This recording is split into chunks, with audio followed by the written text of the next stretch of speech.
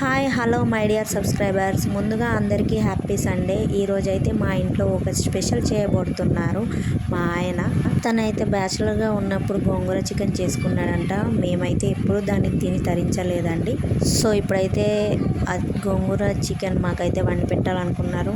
మేమైతే చాలా గుండె నిబ్బరం చేసుకున్నాము, మా పిల్లలు మేము తినడానికి. ఎందుకంటే తనని ఎప్పుడు నేను వంట చేయను, మేము తన వంటలకి ఇంకా అలవాటు పడలేదండి. మీ కళ్ళతో మీరే స్వయంగా చూసి ఆ టిప్స్ ఫాలో అయ్యి అది ఎలా వచ్చిందో మీరు చెప్పండి, మీరు తిని. సో మేము ఇక్కడైతే తిని ఎలా ఉందో కామెంట్ చేస్తాను మీకు కూడా. సో ఇంకా ఆలస్యం ఎందుకు, ఆ టిప్స్ ఫాలో అయ్యి చేసేద్దాం రండి. మా ఇంట్లో ఉన్నది నేను, మా ఆయన, మా ఇద్దరు పిల్లలేనండి. కానీ మా ఆయన ఎప్పుడు తెచ్చినా కేజీలు తీసుకొస్తాడు. చికెనే కానీ, మటనే కానీ, ఫిష్ కానీ ఏదైనా.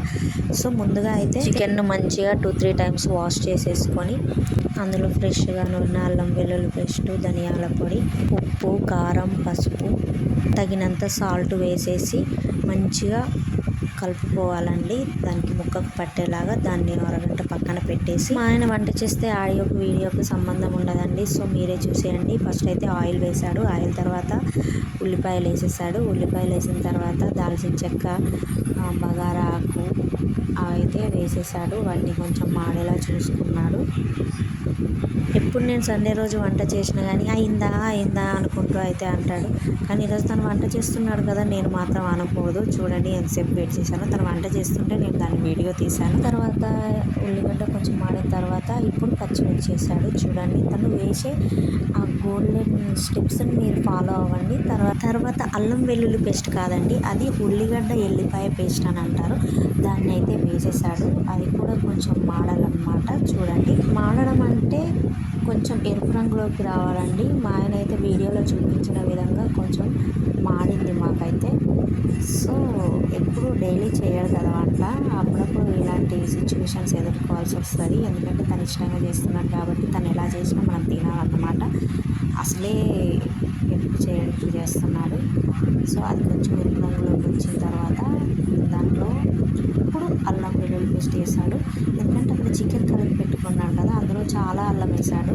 అది నేను తీయలేదండి ఆ గాని అదంతా చేసేటప్పుడు.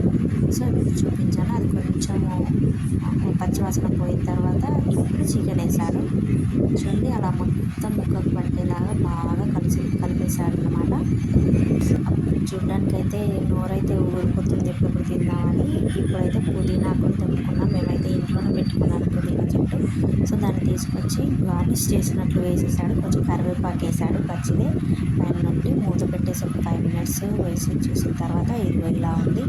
మళ్ళీ ఒకసారి కలిపేయాలి. వాటర్ అయితే పోయకూడదు. తన వాటర్ అయితే ఏం పోయలేదు ఇప్పటి వరకు.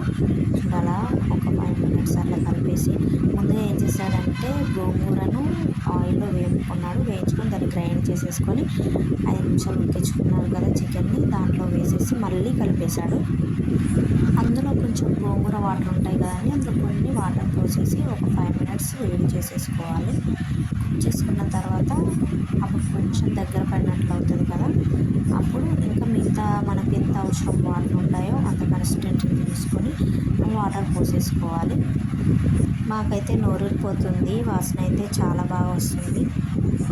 ఇంకా తినంటే మాత్రం ఎలా ఉంటుందో టేస్ట్ చేసి చెప్పాలి మీకు. ఇంకా అంతే, ఒక 5 మినిట్స్ మూత పెట్టేసుకొని కుక్ చేసేసుకున్న తర్వాత లాస్ట్లో కొత్తిమీర వేసేసుకొని తినేయటమే.